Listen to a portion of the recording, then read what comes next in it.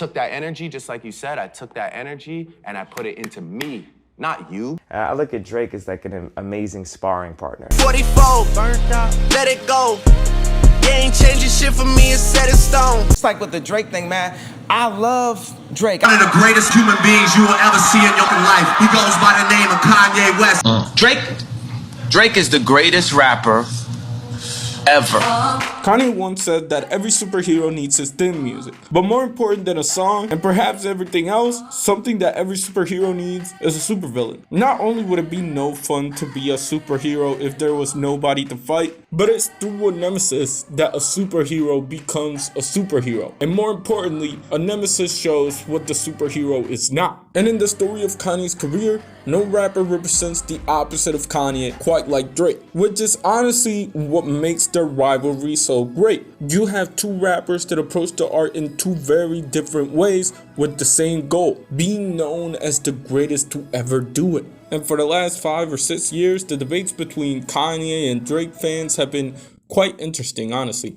All your songs sound the same. What you talking about? All my songs sound the same? Yes. Boy, Kanye don't even know what he's talking about. And Features carried his whole album. Who? No, the Features carried your album. And regardless of what you think of the two artists and their level of music in the past few years, through researching and learning about why these two are feuding in the first place, I realized that Drake is the main driving factor behind Kanye's greatness for the last decade. But to explain that, let me go back to 2008. The Celtics win a ring, Obama gets elected, and there's a recession. In terms of hip-hop, Kanye released 808s and Heartbreak alongside some kid named Cudi. Jay-Z is months away from signing this North Carolina kid. And Lil Wayne has his eyes set on a guy from Canada. This guy from Canada, by the way, admires Kanye. His biggest fan, probably. And luckily for him, it didn't take long to meet the man he idolizes.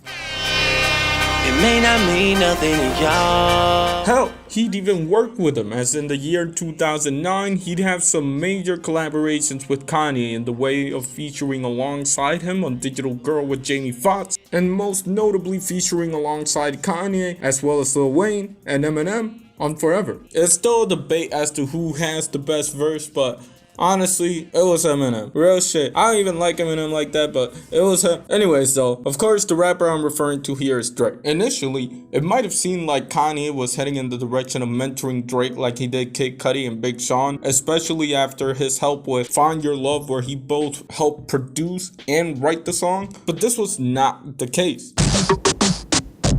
Find Your Love would go on to peak at number 2 on Billboard's Hot 100, and it was the biggest achievement of Drake's career up to that point. However, it was this very success that made Kanye realize that Drake wasn't your ordinary student. Drake was special. Special enough to one day overtake Kanye's position as the most famous rapper in hip-hop. And it's this realization that allows Ye to look at Drake not as a student, but competition. And with the decade turning, and the 2000s becoming the 2010s, the relationship between Drake and Kanye would get a little bit weirder. Because after Drake said in an interview that he was thinking about making a collaborative album with Lil Wayne, Kanye would essentially steal the idea and drop his first. Obviously, Drake didn't invent collaborative albums. And for the most part, the interview is not the reason why I say Kanye stole the idea from Drake. I say that because Kanye says that the main factor for Watch the Throne is the competition that Lil Wayne and Drake carried. Which I guess makes sense because Lil Wayne in 2008 might have been the most popular rapper in the world, even more so than Kanye. And as mentioned before, Drake already showed a lot of potential. And whether or not Watch the Throne was the fruit of Kanye stealing an idea, it was definitely a main factor in Drake's and Kanye's relationship kind of drifting into beef. Something that made Drake realize Kanye isn't his friend, he's not his mentor. Ye and everybody else, they are rivals. And in the good spirit of competition, Drake was gonna show them what type of rival he was. 10 years after the genesis of the relationship of Kanye and Drake, the roles had reversed. No longer was Kanye in the running for biggest rapper in the world. Because not only was Drake the biggest rapper in the world, but he might have been the biggest artist as a whole. Everybody get your motherfucking roll on. Throughout the entire 2010s, Drake built an empire, little by little. and with a cutthroat mentality. I got enemies, got a lot of enemies. And the sole goal of Drake was to prove supremacy. And if that meant hopping on whatever is trendy and scouting out the next big thing, Drake was gonna do that too. Drake said once that he was gonna take the throne, and that's exactly what he did. Kanye, on the other hand, was in a down point of his career. In comparison to the heights of My Beautiful Dark Twisted Fantasy, when everybody loved Kanye again, Kanye was in hot waters for his political takes, wearing a MAGA hat among some other things. However, if there's something I've learned about being a celebrity, is that if you make hot shit, people don't even hate you for it. Ladies and gentlemen of the jury, all that needs to be said is this. And Kanye made 2 hot albums in 2018. It feels so good it should cost. Brought an alligator, I ain't talking Lacoste. The 2 records received a huge amount of love when they came out, and they continue to be talked about highly till this day. Kanye also received praise for producing the entire Pusha T album.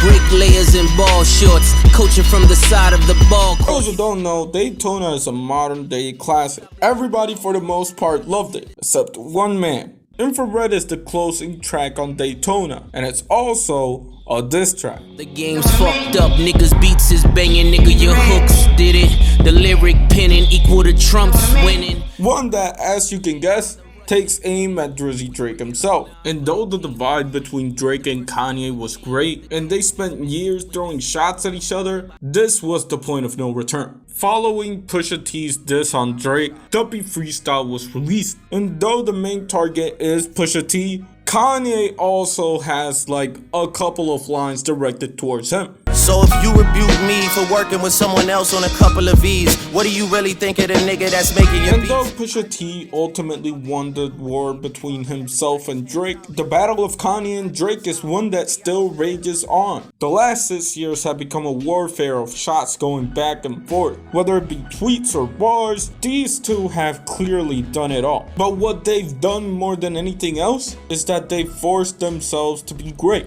Now that might sound like cap or like I'm exaggerating, but think about it like this. When Kanye broke in, his main goal, his driving factor was to prove people wrong. But with the decade turning, was there really anything Kanye had to prove? He had Grammys, he had #1 hits, he influenced a whole new generation of rappers. Truthfully, what was there for Kanye to do in hip hop? Which, I'm not gonna lie, seems like a driving factor for why he focused on fashion so much throughout the 2010s. The Drake beef reignited Kanye. Now he had a purpose. His purpose was to prove Drake wrong. And of course it was Drake. It always was going to be Drake. Drake is essentially the embodiment of what Kanye hates. He replaced Kanye as the biggest rapper in the world. He was somebody who liked collaborating with Kanye when it was only the beats. And then they get mad about a beat and then send you purple demon emojis. And it's like what I was saying earlier, it's like I don't play like that. I don't play in that place. I don't understand that. The same type of mentality that rappers had when they were gatekeeping Kanye outside of hip hop.